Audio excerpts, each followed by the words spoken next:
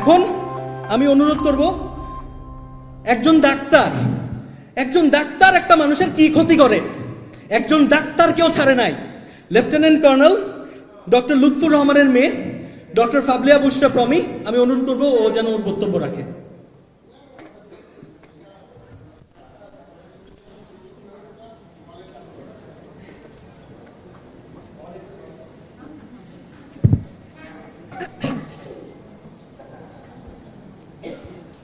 আসসালামু আলাইকুম, আমার নাম বুশরা। আমার বাবা শহীদ লেফটেন্যান্ট কর্নেল লুৎফুর রহমান খান। তিনি একজন ডাক্তার ছিলেন, তিনি বিডিআর হাসপাতালে কর্তব্যরত ছিলেন। সেদিন আমরা ভিতরে ছিলাম 36 ঘন্টা, আমি এবং আমার পরিবার আমরা জিম্মি ছিলাম। আমাদেরকে কোয়ার্টার গার্ডে নিয়ে যাওয়া হয়েছিল। আমার অভিজ্ঞতা শুরু করার আগে আমি একটা কথা বলবো, সেটা হচ্ছে যে আপনারা যারা মিডিয়ার লোক আছেন বা দেশবাসী সবাই যারা দেখছেন, তারা সবাই জানেন যে আমরা ফেসবুকে পোস্ট করি বা আমাদের বিচার আচার বা আমাদের লেখালেখি আপনারা হয়তো অনেকে ফলো করে থাকেন, পড়ে থাকেন। সেখানে কমেন্ট সেকশনে আমি একটা কথা পেয়েছিলাম একজনের পক্ষ থেকে, সেটা হচ্ছে যে সেদিন একজন সুবেদার মেজর ছাড়া অন্যরা প্রতিবাদ করেনি কারণ তারা নিজেদের প্রাণ ভয় ভীত ছিল। তারা কেউ প্রতিবাদ করেনি কারণ তারা যদি প্রতিবাদ করতো তাহলে নাকি তারা সবাই সেদিন মারা যেত, বাকি অফিসারদের সাথে তারা সবাই মারা যেত। তো এটা থেকে আপনাদের মনের মধ্যে কি ধরনের ছবি ভাসে? আপনাদের কি মনে হয় যে তারা সবাই প্রতিবাদ না করে একরকম বাধ্য হয়ে অস্ত্র নিয়ে তারা দাঁড়িয়েছিল চুপচাপ, তারা দেখছিল অসহায়ের মতো, তারা খুব মনে প্রাণে চাচ্ছিল বাঁচানোর জন্য কিন্তু তারা বাঁচাতে পারেনি? আপনাদের মনে কি চিত্রটা এরকম? আপনারা যখন সম্প্রচার করেন তারা জেল থেকে ছাড়া পাচ্ছে, কাঁদছে, তাদেরকে জড়িয়ে ধরছে তাদের সন্তানরা, আপনাদের মনে হয় এরা সবাই অসহায়ের মতো সেদিন হাহাকার করছিল অফিসারদের মৃত্যু দেখে? আমি আমার ফার্স্ট হ্যান্ড কাউন্ট, আমার নিজস্ব অভিজ্ঞতা শেয়ার করতে এখানে বসেছি। তারা কেউ প্রতিবাদ করে নাই, এটা অবশ্যই সত্য। যিনি প্রতিবাদ করেছিলেন তিনি শহীদ হয়েছেন, এটাও সত্য। ভেতরে যারা ছিল তারা শুধু প্রতিবাদ করে নাই, এটা তাদের অপরাধ না, তারা স্বতঃস্ফূর্তভাবে অংশগ্রহণ করেছিল। সেদিনের অপরাধ একমাত্র খুন করা না, সেদিনের অপরাধের সাথে অনেক কিছু ছিল। আমি জানি না আপনাদের আসলে এখানে বয়স কত বা আপনারা কতটুকু খবরে দেখেছেন। 2009 সালে যখন 36 ঘন্টা পরে আমাদেরকে ছাড়া হলো, আমরা যখন বের হয়ে আসছি এবং আমরা যখন টিভিতে দেখেছি, আমরা পরবর্তীতে যখন, আমার বয়স এখন 30, আমি এখনো পর্যন্ত কোনো খবর, কোনো লেখা, কোনো নিউজ, কারো ইন্টারভিউ আমি এখনো পর্যন্ত দেখতে পারি না। এবং আমি গর্ব করে বলি আমার নার্ভ যথেষ্ট শক্ত, কারণ আমি যা অভিজ্ঞতা, আমি নিজে যা এক্সপিরিয়েন্স করে আসছি, এটার পরে আমার পক্ষে সম্ভব না কোনো কিছু দেখে সহ্য করা যেটা আপনারা টিভিতে দেখেন। এবং টিভিতে 20%ও আসে নাই ভিতরে যা হচ্ছিল। এটা 25শে ফেব্রুয়ারির ঘটনা। সারা সপ্তাহ আমাদের সবার বাবারা ব্যস্ত ছিল। 25শে ফেব্রুয়ারির পরে বিডিআর সপ্তাহ শেষ হওয়ার পরে আমার বাবার আমাকে বইমেলায় নিয়ে যাওয়ার কথা ছিল।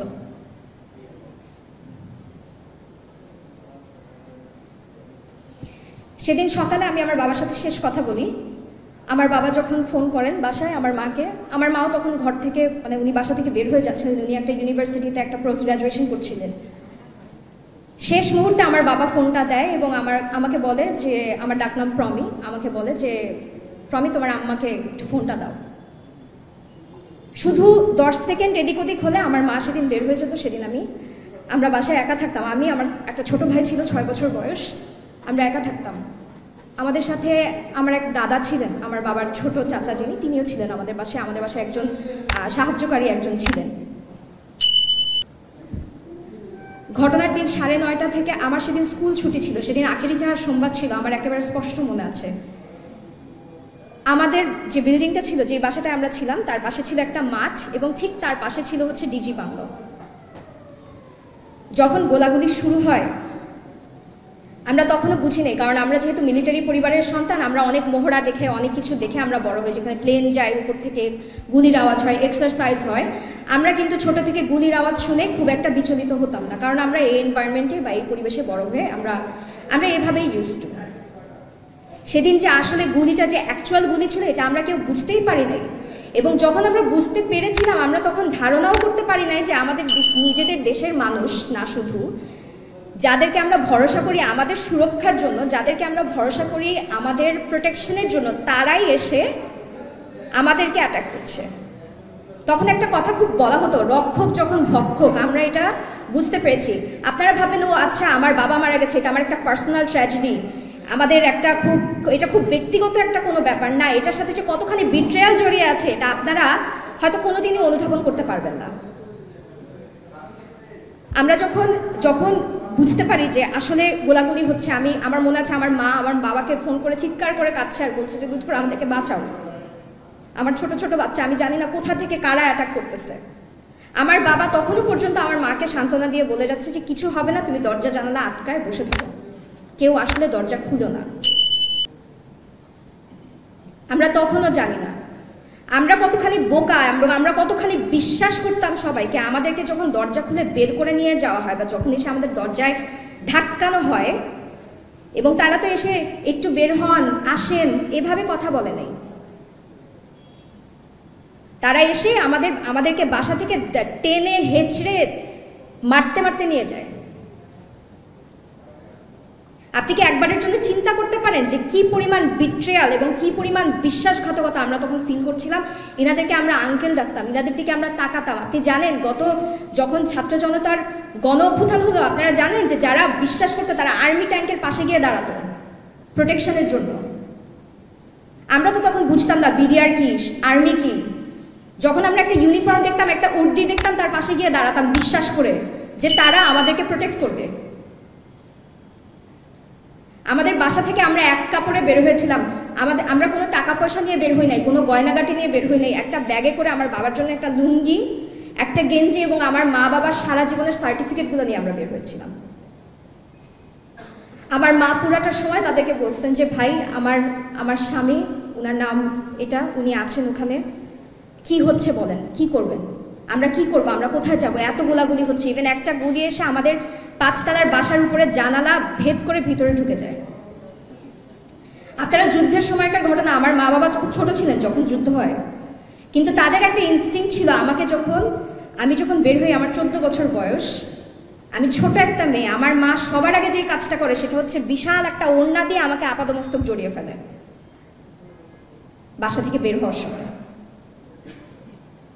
আমরা যখন কোয়ার্টার গার্ডে যাই, আমরা যখন রাস্তায়, আমরা ঠিক বিল্ডিংয়ের নিচে যখন নামি, একটা সৈনিক, একজন বিডিআর জওয়ান, তিনি এসে আমার মায়ের বুকের মাঝখানে বন্দুকের নল ঠেকান, এবং আমি আর আমার ছোট ভাই আমার মায়ের পা জড়িয়ে ধরি। ওনার পা ধরে আমরা বলি যে আঙ্কেল আমার মাকে কিছু করেন না, আমরা কিছু জানি না, আমরা কিছু করি নাই। আমার মা চিৎকার করে বলতে থাকে আমার বাচ্চাগুলো ছোট, আমার স্বামী ডাক্তার, আপনারা আমাদেরকে প্রাণে ভিক্ষা করেন। আমরা ভিক্ষা করতাম। আপনারা জানেন কি ধরনের ভাষা, তাদের বডি ল্যাঙ্গুয়েজ কেমন ছিল? তারা কোনো অপরাধ বোধে ভুগে আমাদের কিছু করার নাই দেখে আমরা এখানে বন্দুক হাতে নিয়ে দাঁড়িয়ে আছি। ইট ওয়াজ নট লাইক দ্যাট। আমাদের শিক্ষা এবং আমাদের আপব্রিঙ্গিং এর জন্য আপনাদেরকে আমি ঠিক সেই কথাগুলো উচ্চারণ করে বলতে পারছি না। বলতে পারলে আপনারা হয়তো শুনতে পেতেন কি কি ধরনের অবর্গীয় গালি থাকে, কত কিছুর বাচ্চা বলে গালি দেওয়া হচ্ছে। এই মানুষগুলো কিন্তু আমাদেরকে চেনেও না, আমরাও তাদেরকে চিনি না। উনারা যদি নিরপরাধ ছিলেন সেদিন, উনাদের এত দম্ভ, উনারা সবাই নিরপরাধ, কেউ কিছু করেন, তাহলে সেদিন মুখ ঢেকে আসছিলেন কেন আমাদেরকে মারতে? উনারা সেদিন থেকে প্রচার করতে চান যে আমরা সবাই অপরাধী, আমাদের বাবারা খারাপ, আমাদের বাবারা তো মুখ লুকায় কোথাও পালায় নাই। সেখানে তো তারা গুলি খেয়ে মারা গেছে, তারা তো নিজেদের র্যাঙ্ক খুলে ফেলে নেই, তারা তো নিজেদের ইউনিফর্ম খুলে ফেলে নেই, তারা তো তাদের র্যাঙ্ক ব্যাজ নেম প্লেট খুলে মুখে গামছা পেঁচায় নেই। তো যারা এত নিরপরাধ আজকে আপনারা বলে বেড়াচ্ছেন, প্রচার করে বেড়াচ্ছেন, যারা এত নিরপরাধ, যাদের এত বিবেক, তারা সেদিন মুখ ঢেকে আমাদেরকে মারতে আসছিল কেন? আমরা যখন কোয়ার্টার গার্ডে যাই আমরা ভয়াবহ উগ্রতা দেখি। আমাদেরকে যে মারতে মারতে নিয়ে যায়, এটা নিয়ে তাদের উল্লাসের শেষ ছিল না। কি শত্রুতা ছিল তাদের সাথে আমাদের। না তারা আমাদের সাথে কোনোদিনও বসে এক কাপ চা খাইছে, না আমরা খাইছি, না তাদের সাথে আমাদের কোনো বাকবিতণ্ডা হয়েছিল। হ্যাঁ, হতে পারে কারো কারো এজেন্ডা ছিল, কেউ কেউ হুজুগে কাজটা করেছে।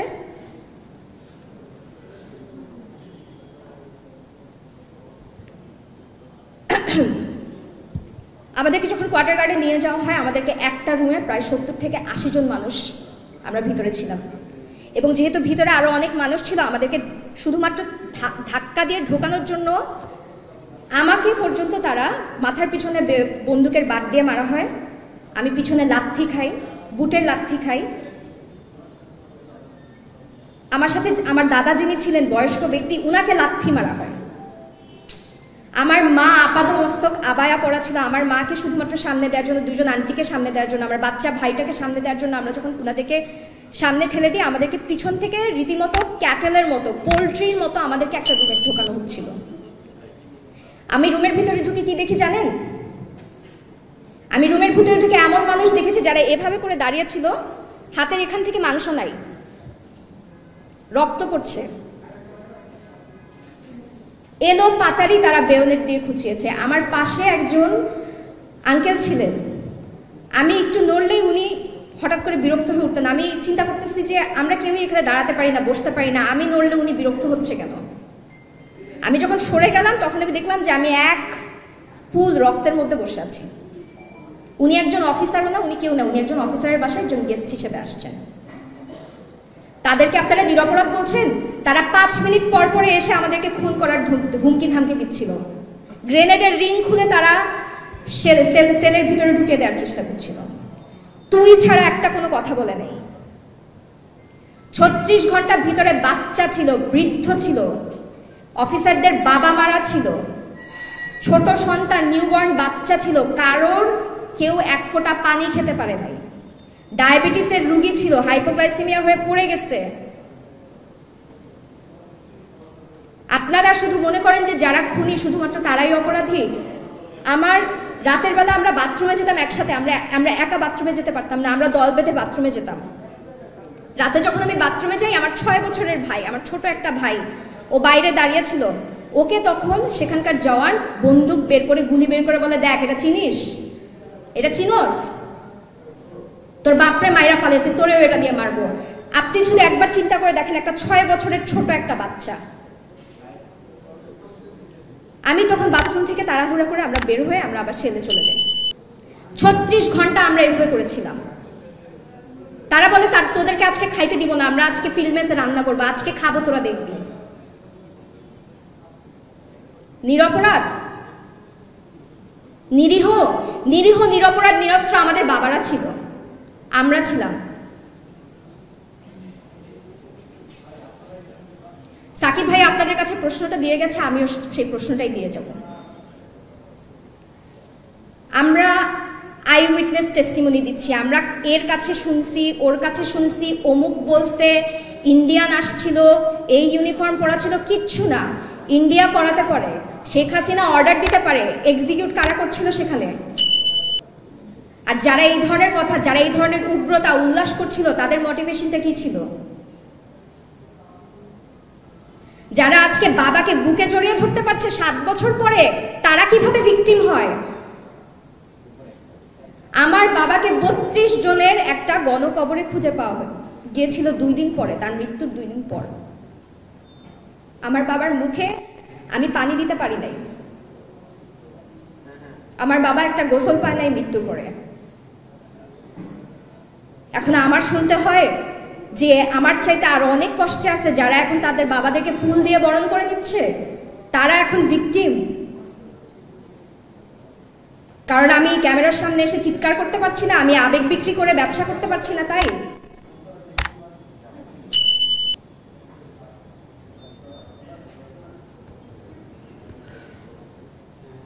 আমি অনেক সময় নিয়ে নিলাম, আমি সাধারণত এত বেশি সময় নিয়ে কথা বলি না কখনো।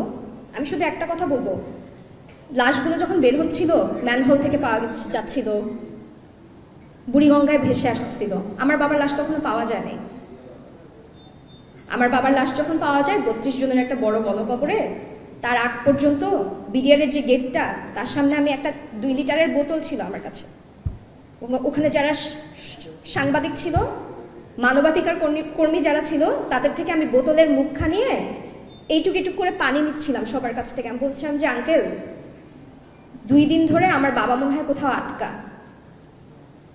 তিনি মনে হয় কোনো কিছু খান নাই, তিনি মনে হয় পানি খান নাই। এবং এটাই আমার কাছে সহ্য করার মতন একটা ব্যাপার ছিল না,